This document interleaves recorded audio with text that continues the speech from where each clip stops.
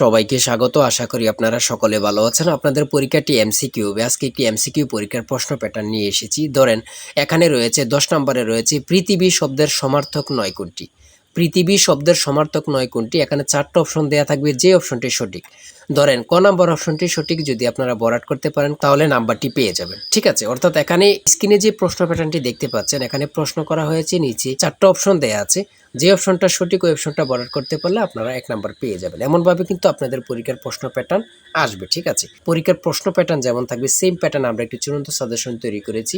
সাজেশনটি নিতে স্ক্রিনে দেওয়া হোয়াটসঅ্যাপ নাম্বার রয়েছে, ইমো নাম্বার রয়েছে, যে কোনো একটি মেসেজ করে সাজেশনটি সংগ্রহ করুন। অর্থাৎ স্ক্রিনে দেওয়া যে নাম্বারটি ওটার মধ্যে হোয়াটসঅ্যাপ আছে, ইমো আছে, যে কোনো একটাই মেসেজ করে সাজেশনটি সংগ্রহ করুন। সাজেশনের মূল্য মাত্র 100 টাকা। আমি অবশ্যই বলি প্রত্যেকে আমাদের সাজেশনটি সংগ্রহ করবেন যারা কাজের কারণে, চাকরির কারণে পড়ালেখার সময় পান না অথবা পড়ালেখায় একটু দুর্বল, তারা অবশ্যই প্রত্যেকে আমাদের সাজেশনটি সংগ্রহ করে পড়ে যাবেন। ইনশাল্লাহ আপনি পরীক্ষায় পাশ করবেন।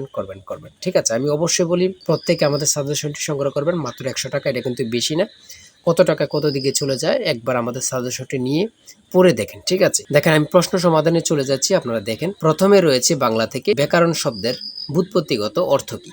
ঠিক আছে, সঠিক উত্তর হচ্ছে বিশেষভাবে বিশ্লেষণ। সঠিক উত্তর হচ্ছে বিশেষভাবে বিশ্লেষণ। হ্যাঁ, রাজা রামমোহন রায় রচিত বাংলা ব্যাকরণের নাম কি? গরীয় ব্যাকরণ। তারপর নিচের কোন বানানটি শুদ্ধ? কত পরীক্ষায় যে আসছে সেটা আল্লাহ ছাড়া কেউ জানে না। এই প্রশ্নটি অনেক অনেক পরীক্ষা আসছে, অনেকবার আসছে। হ্যাঁ, খুবই গুরুত্বপূর্ণ। বাংলা থেকে আপনার শুদ্ধ বানান আসবে, বিপরীত শব্দ আসবে, শব্দের অর্থ আসবে, তারপরে প্রতিশব্দ আসতে পারে, বাগধারা থেকে আসবে। ঠিক আছে, এগুলো থেকে কিন্তু ঘুরে পড়ে কারক থেকে প্রশ্ন আসতে পারে, এগুলো থেকেই প্রশ্ন। হ্যাঁ, বিভিন্ন কবি যেমন কাজী নজরুল ইসলাম, রবীন্দ্রনাথ ঠাকুর, তারপরে জসিমউদ্দিন, মুনীর চৌধুরী, এগুলো সম্পর্কে কিন্তু আপনাদের প্রশ্ন আসবে, দুই একটা প্রশ্ন আসবে। হ্যাঁ, প্রশ্ন কিন্তু একদম কঠিন হবে না। আমরা সকলেই কিন্তু বুঝি, কিন্তু ভালো সাজেশন পাই না বলে কিন্তু উত্তীর্ণ হতে পারি না। বিষয়বস্তু বুঝতে পারি না দেখি কিন্তু উত্তীর্ণ হতে পারি না। ইনশাল্লাহ আমাদের সাজেশনটি পড়লে যথেষ্ট। আমি আশা রাখি প্রত্যেকে আমাদের সাজেশনটি অবশ্যই সংগ্রহ করবেন। পৃথিবীর শব্দের সমার্থক নয় কোনটি? গৌর। যেমন সন্ধি বিচ্ছেদ থেকে 1 থেকে 2টা প্রশ্ন থাকবেই। সন্ধি বিচ্ছেদ থেকে আমি বারবার বলি। হ্যাঁ, কারক থেকে প্রশ্ন 1 থেকে 2টা প্রশ্ন থাকতে পারে, 2টা প্রশ্ন থাকতে পারে। শব্দের অর্থ থেকে এখানে দিয়েছে, দেখেন। শেষের কবিতা রবীন্দ্রনাথ ঠাকুর রচিত একটি উপন্যাস, এমন থাকতে পারে। 1 থেকে 2টা প্রশ্ন এমন থাকতে পারে। আমাদের সাজেশনে খুব সুন্দরভাবে, মানে খুব সুন্দরভাবে তৈরি। হ্যাঁ, কনফার্ম 1, কনফার্ম 2 অর্থাৎ মডেল টেস্ট অনুযায়ী দেয়া আছে। আপনারা নিলে বুঝতে পারবেন আসলে কতটা কার্যকরী। হ্যাঁ, 27 নম্বরে রয়েছে আইডেন্টিফাই দ্য কারেক্ট সেন্টেন্স। হ্যাঁ,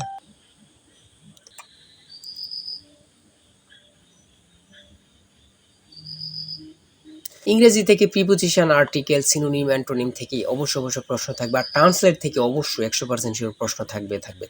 এটা কিন্তু বিশেষভাবে মনে রাখবেন। হ্যাঁ, ভয়েস থেকে প্রশ্ন থাকবে।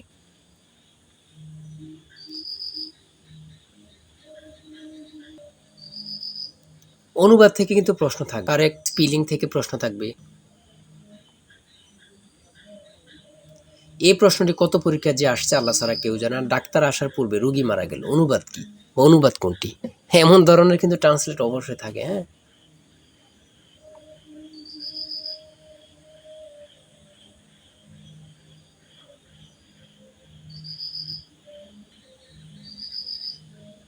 গণিত থেকে অঙ্ক থাকবে।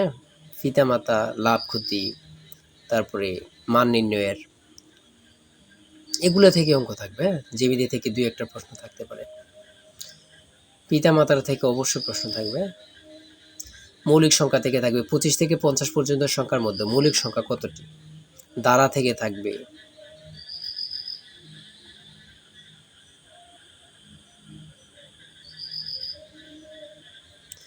বৃত্তের দৈর্ঘ্যকে কি বলে? পরিধি। মান নির্ণয়ের থেকে থাকবে। 1 থেকে 20 পর্যন্ত রাশিগুলোর যোগফল কত? বিশ্বের প্রথম কার্বন প্রভাবমুক্ত দেশ কোনটি? মানুষের শরীরে মোট কয়টি ক্রোমোজোম থাকে? কত জোড়া ক্রোমোজোম থাকে বা কয়টি ক্রোমোজোম থাকে? আয়োডিনের অভাবে কি রোগ হয়? হ্যাঁ,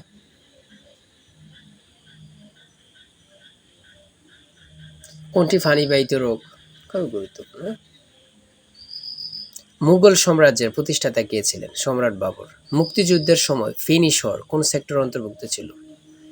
2 নম্বর, হ্যাঁ। সর্বশেষ 80 নাম্বারে রয়েছে উঁচু পর্বতারোহণে কিসের সমস্যায় পড়তে হয়? সেটা হচ্ছে বায়ুর চাপ, হ্যাঁ? এতটুকুই কিন্তু আপনাদের পরীক্ষার প্রশ্ন প্যাটার্ন। আমি অবশ্যই বলি যারা পরীক্ষা দিবেন আমাদের সাজেশনটি সংগ্রহ করেন। আর কোনো চিন্তার প্রয়োজন নেই। এখান থেকে ওখান থেকে প্রশ্ন দেখার প্রয়োজন নেই। আমাদের সাজেশনটি পড়লেই যথেষ্ট। খুব সুন্দরভাবে তৈরি। অবশ্যই আমাদের চ্যানেলটি সাবস্ক্রাইব পেজটি ফলো দিয়ে রাখবেন। পরবর্তী ভিডিও আপলোড দেওয়ার সাথে, সাথে চলে যাবে আপনার কাছে নোটিফিকেশন।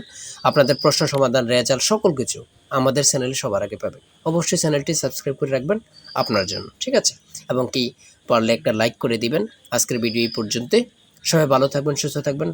আপনার যে কোনো তথ্য জানতে কমেন্টে লিখুন। আল্লাহ হাফেজ।